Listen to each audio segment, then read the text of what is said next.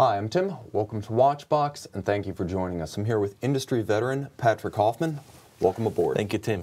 Thanks for having me. Patrik has been there and done that in the Swiss luxury watch industry. After starting his career with Oris, he moved into a marketing capacity from accounting, ultimately in 1999 joining Rolf Schneider and his team at Ulysse Nardin. First, as a vice president of marketing, Patrik built Ulysse Nardin in the United States from basically a non-entity to the point where UN was most dependent on the U.S. as its largest single national market. Now, from 2011, he became the CEO of Ulysse Nardin globally after spending his time first in the U.S. and then globally developing the brand. In 2014, he oversaw the sale of Ulysse Nardin to the Kering Group. So ultimately, I think you had a long career arc that has brought you to this point. You've been in marketing, you've been in accounting, you've been in executive leadership and even product planning. So I want to ask you about a question that comes to mind, because when I look back on the watches you sort of shepherded, you were there for the Freak, you were there for the Sonata, the UN 160 anniversary piece. All of these are now on the pre-owned market, and it's almost like they found a second life there. Could you talk a little bit about how your experience on the primary side of the business has kind of informed your evolving view of the secondary, the pre-owned? Well, for all the business I've been in, the watch business, I always believed that the product was the core. And of course, one of the masters I had the opportunity to work with for 12 years was Rolf Schneider. And he was a product man.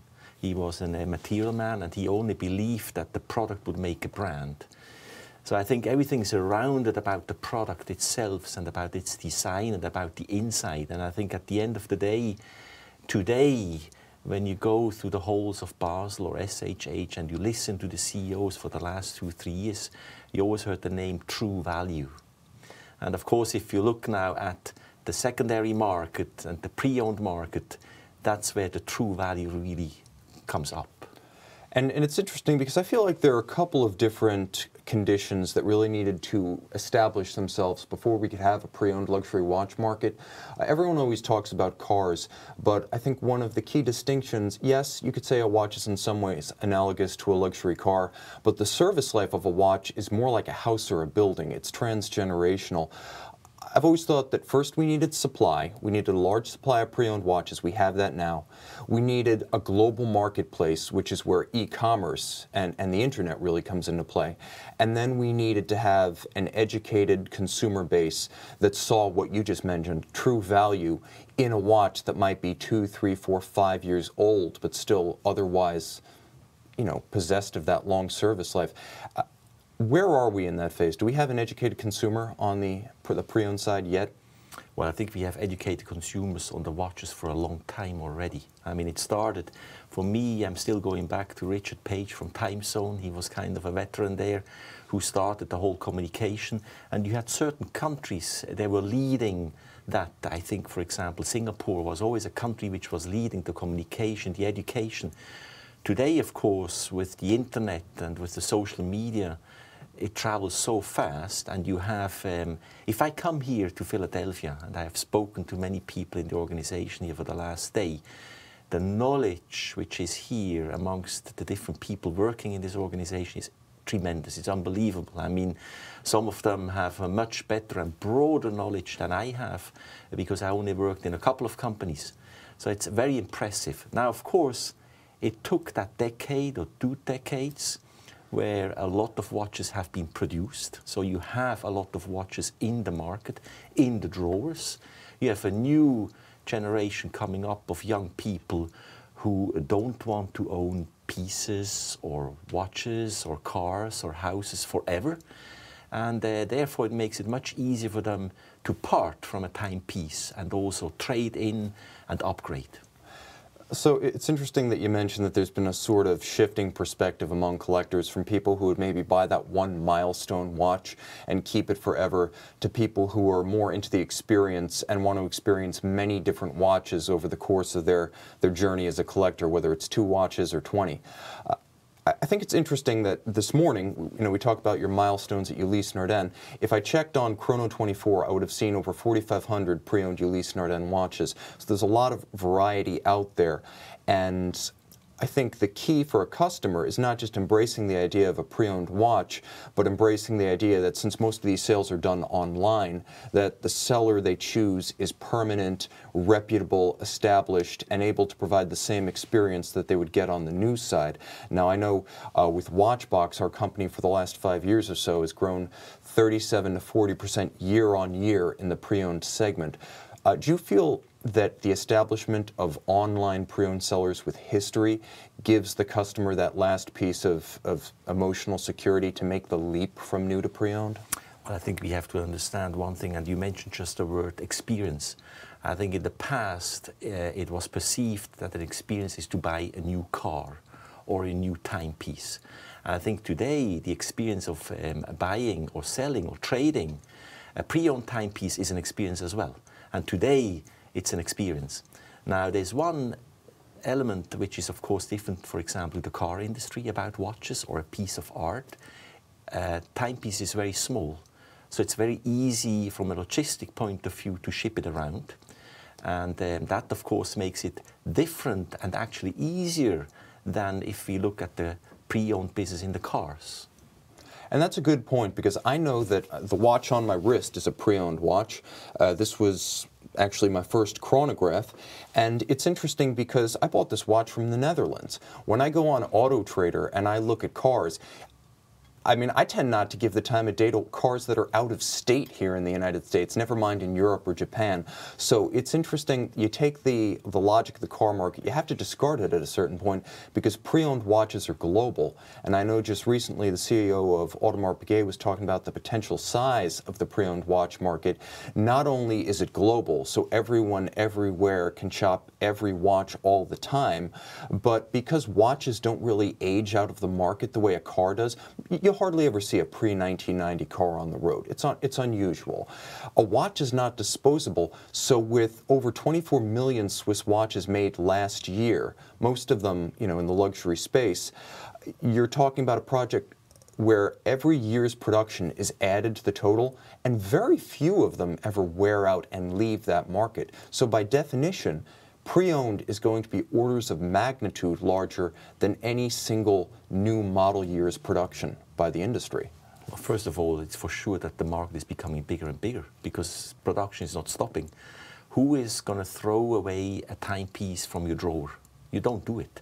You always keep it. And I think there are a lot of people today who find out now that there is a secondary market, a clean and a professional secondary market.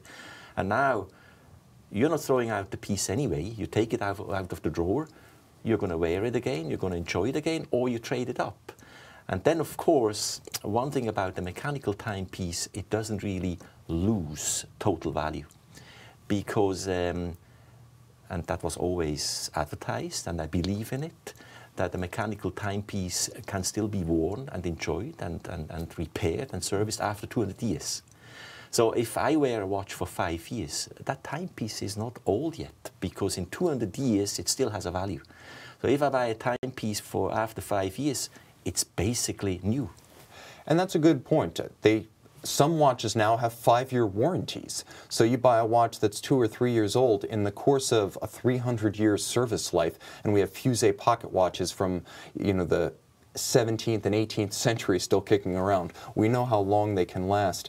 The challenge, I think, is to specialize in pre-owned, because what I found is that the conventional primary circuit new retail environments have some limitations. First, you've got a sales staff that's principally trained to sell new watches and just the new watches. You only have so much floor space and case space that you can dedicate to watches, so you may as well put the new ones in there, because those are going to be the pieces you most urgently have to move.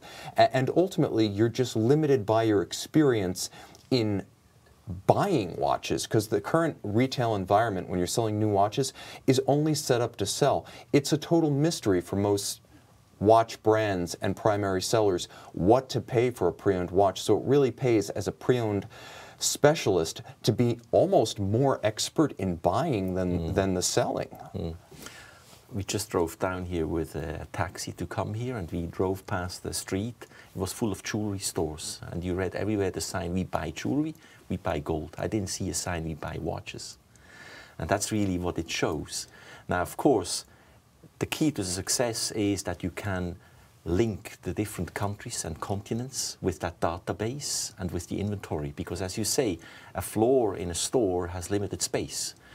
And now, of course, with the internet and the connection and the professional logistics, if you combine and if you link those different countries, then, of course, it's a global market where a person in Hong Kong can buy a timepiece very easily, which is authorized and which is good and an authentic timepiece from Philadelphia or from New York.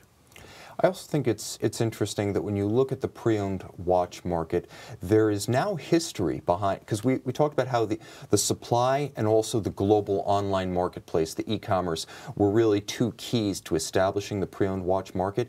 The internet is no longer new and novel. Online retail is no longer considered to be an adventure or a risk. And in some cases, we now have sales fora on the internet that have existed for watches for decades. You mentioned Time Zone and their sales corner and their showcase forum. And at this point, we have sellers who have a history. So it's no longer, here's a website that popped up 5 minutes ago. It's, here's a company that's been around for a decade and a half, that has references, that has feedback, that has a stake in the industry and a here-to-stay presence in pre-owned. Let me ask, the future pre-owned, what does that mean for the factories, the customer, and companies that specialize in pre-owned? Well, first of all, I think it's a word of trust. And if I go back today, and if I go back to the past, when credit cards came up, there was no trust. Today there's trust. When sales on the internet started, a trust had to be built. Today that trust is here. So now I think it's for the executives in Switzerland. They have to be aware that there's a huge pre-owned market, which probably is 20, 25, or maybe even 30 times as big as the priority market. I think they have to see and they have to know that the value of their brand depends today also on the pre-owned market. So they cannot just close their eyes. And they have to observe what's happening there. I think they probably have to work hand in hand with certain organizations who are specialized in the pre-owned market, because you cannot build a pre-owned business on just one brand, I believe, because you have a lot of people they trade in. It's selling and buying. It's not just buying today. So with the trade-ins, you trade in various brands for a new brand which you might to explore or which you feel it fulfills today's taste of yourself. I think it's also important to note that right now pre-owned is still in its infancy. While supply is enormous, right now pre-owned is estimated to be about $4.5 billion per year, and the primary is estimated to be somewhere between 30 and 40 billion per year. But pre-owned is closing the gap, and I really feel like the perception of coolness and relevance that you see on the vintage auction circuit, where you have brands that are very interested in how their products perform, especially their historic products perform on the vintage market. And those watches have now become cool and in demand and established a credibility that they didn't have 15 to 20 years ago when they were just old used watches. And that's really an artificial distinction, because you look now at Panerai and Rolex from the late 90s. People talk about those, for example, and they'll say, those are now vintage watches. So I think the last perception gap to close is that right there, that there's really no distinction between vintage and pre-owned.